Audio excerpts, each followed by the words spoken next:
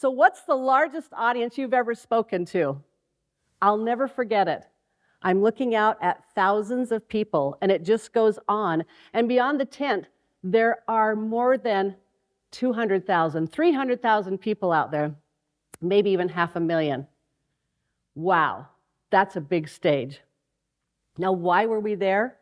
That's what's important. We were there because a man took his message and got it out.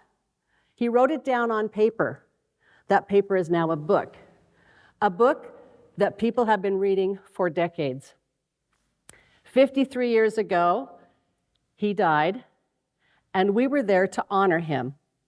So I got a chance to speak. I thought I was going to speak for 10 minutes, and it suddenly became 3.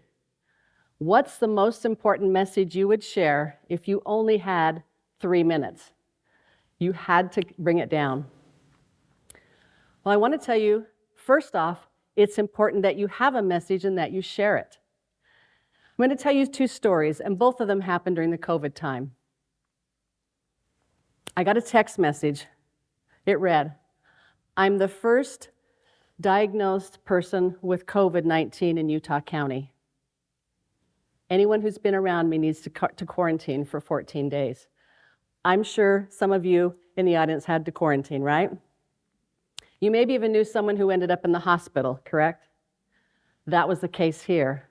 As soon as I knew that he had admitted himself into the hospital, I was in Idaho, he was in Utah. I picked up on the phone and I said, "Will you put me through to his room?" And they did. And so I had about 3 minutes to share a private message with the father of my children. I'm glad I did, because a couple days later he's in the ICU with a ventilator and sedated. And you want to be with your loved ones, right? When they're in the hospital, you want to be in there. But in the ICU, it's limited. And at COVID time, it did not exist. Not in March of 2020. This was wearing on our kids. And so I said, "Does Dad have his cell phone?" And so a kind nurse found his cell phone and charged it. And then she made 4 separate phone calls and put the phone to his ear so that he could hear the voice of his children with tears streaming down his face. There's power in voice. What would it be like to be in that situation and hear those people that you love the most talk to you and deliver their private message? We were excited because he had just gotten off the ventilator. We're excited because he had just gotten off the ventilator and he spoke. But only hours later, he passed. Our lives changed forever. I know I'm not the only one in this room who's lost someone so close to us and how it changes our life forever. Now, today we're talking about sharing a message. And that message is important because when we write it down in a book, it lives on. Guess what? He was writing a book, but he hadn't written down enough words for it to be a book. So his message, his words, died with him.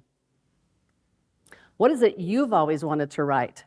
What is it you've always wanted to speak? Maybe you've wanted to sing or create something else. You've heard from several speakers today and their journeys and how they've learned to overcome, and they just took action and did it. And today, I want us to stop and give a round of applause to our organizer who took action and put this event together in such a great fashion.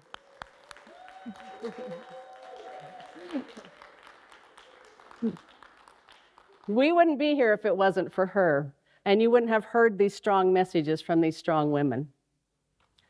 So right now, I want you to pause and say, is there an audience of one that you need to share a message with?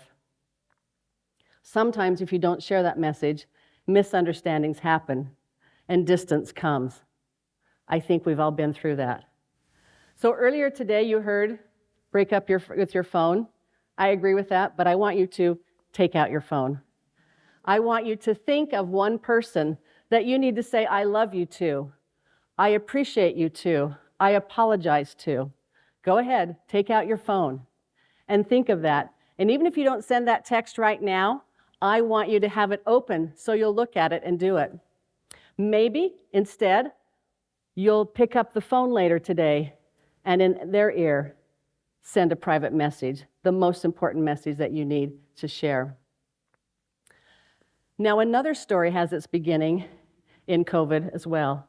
You see, it was the first Saturday of 2020, and I was so excited because I had a TEDx speaker taking the stage. We talked about, do we dare go through with it or not? But we went ahead, and right after that, all the TEDx stages were shut down because all of us were being put into isolation. I'm so glad she got on that stage because that stage hasn't even come back yet, even though we're well out of COVID. She would have had to start over. You know, when she came to me with her idea, I said, nope, that idea is not going to work. Because we need to focus on what you say and how you say it so that it will be accepted on the TEDx stage. But you know what I've learned since then? Is that we focus far too much on what to say and how to say it. And instead, we need to focus on when to say it. Make that call. After she was on the TEDx stage, we exchanged text each month, maybe one phone call. And I was really thinking of her one day, and I didn't get a response, either to a phone call or a text. And I was really happy a few days later when the phone rang and it was her number. But it wasn't her.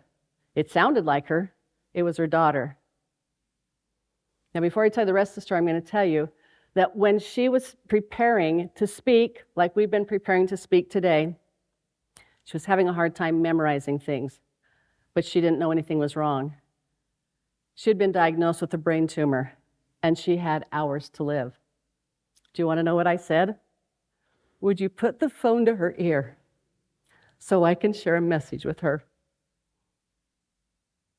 Don't wait.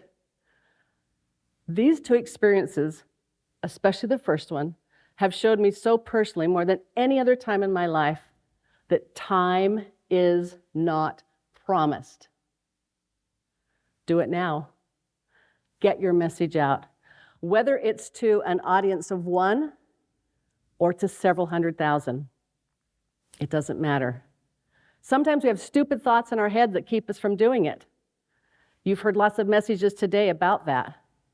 So I want you to think right now, and while you've got your phone out, I want you to go to your notes and say, what's that one thing I need to do? What's that one thing I've been putting off? Because time is not promised. Be an action taker like you've seen here today. Put on an event. Write your book. You have someone here who can help you with both of those. Give your speech. You have someone out here who can help you with that as well. Don't wait, because time is not promised. You know, as a TEDx speaker coach, I've found that there are 8 mistakes most people make. But we don't have time to talk about that today. And one of them is what you say and how you say it. And another one is when you say it. And it usually has to do with waiting to say it. If you'd like to know what the rest of those are, just scan that up there, put TEDx in a DM, and I'll send you those 8 tips. So have you written that text yet? Did you write down what it is you need to do? Whether you need to focus on when you call someone, when you share that message to one or to many, remember to do it now, because time is not promised. Thank you.